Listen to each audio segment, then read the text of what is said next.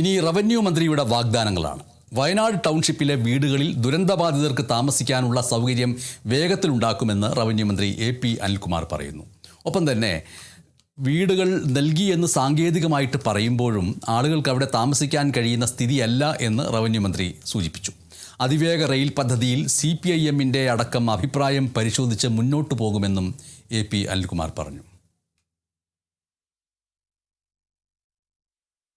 വീട് കൊടുത്തു എന്ന് നമ്മൾ സാങ്കേതികമായി പറയുമ്പോഴും മുഴുവൻ ആളുകൾക്കും വീട് താമസിക്കാൻ കഴിയുന്ന സാഹചര്യം ഉണ്ടായിട്ടില്ല.